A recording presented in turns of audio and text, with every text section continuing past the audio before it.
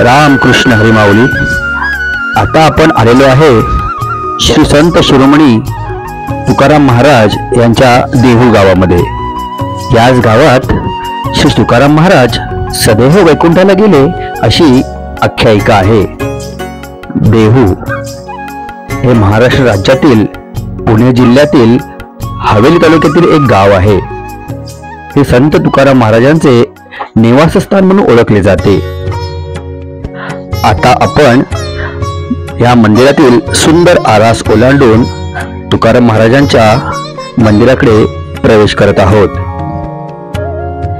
हे गाव इंद्रायणी नदीच्या काठी वसलेले असून वारकरी संप्रदायाचे हे एक पवित्र तीर्थक्षेत्र आहे. इथे संत तुकाराम महाराजांचे मंदिर आहे. जशी गाडी थांबली तसे सर्व वारकरी मंडळी तुकाराम महाराजांच्या दर्शनासाठी गाडीतून खाली उतरायला लागले. इतका वेळ गाडीतून प्रवास करूनही कुणाच्या चेहऱ्यावर थकवा जाणवत नव्हता. याचे मूळ कारण म्हणजे संतांची भेट व भगवंताचे दर्शन.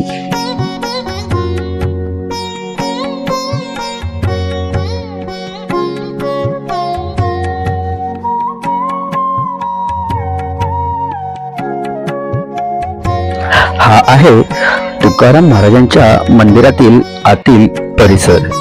पण ह्या मंदिरात जाण्यापूर्वी आपण इंद्रायणी नदीचे प्रथम दर्शन घेऊया.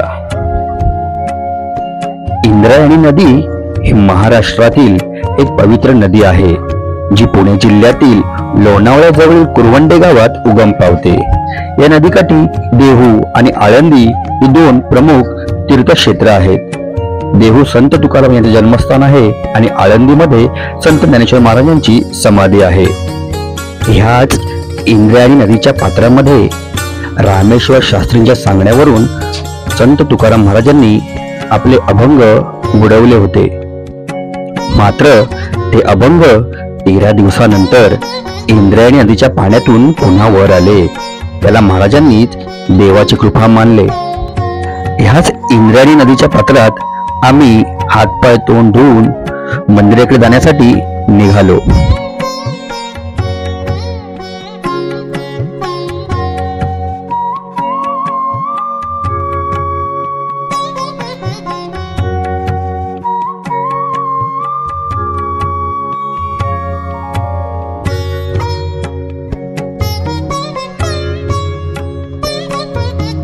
आणि हे आहे जगद्गुरु श्री संत तुकाराम महाराजांचे सदैव वैकुंठाला गेलेले स्थान. आता आम्ही आलो आहोत देहू गावात आणि ह्या संत तुकाराम महाराजांच्या मंदिराची सगळी माहिती महेंद्र देणार तुम्हाला. चला.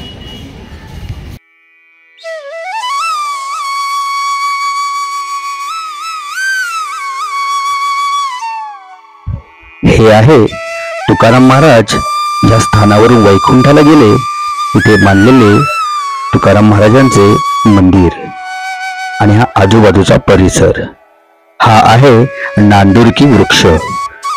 संत तुकाराम महाराज ज्या ठिकाणाहून वैकुंठाला गेले त्या ठिकाणी हा वृक्ष आहे.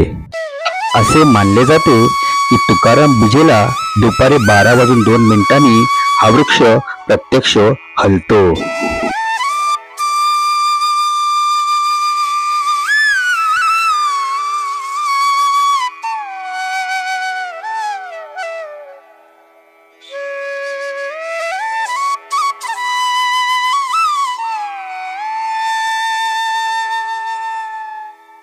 हा आहे मंदिराच्या आतील गाभारा.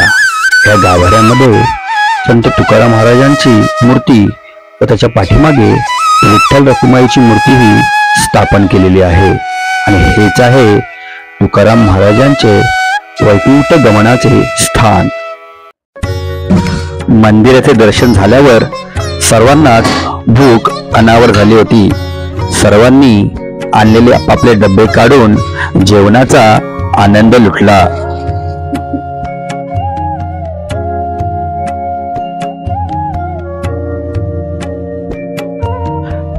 सर्वांसोबत जेवण करण्याची मजा काही वेगळीच असते.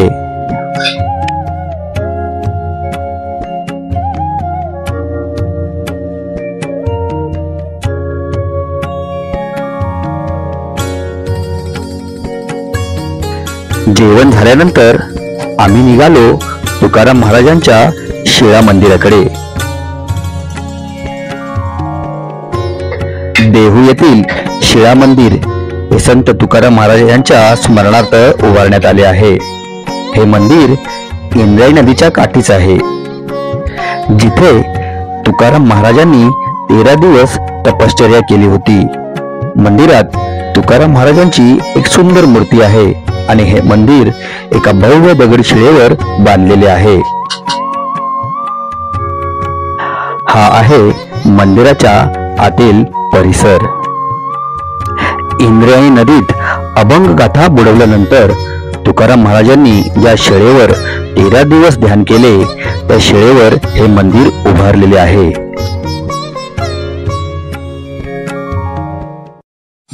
देहू हे संत तुकाराम महाराजांचे जन्मस्थान, कर्मभूमी आणि निर्वाणस्थान आहे. त्यामुळे ते वारकरी संप्रदायाचे पवित्र स्थान आहे.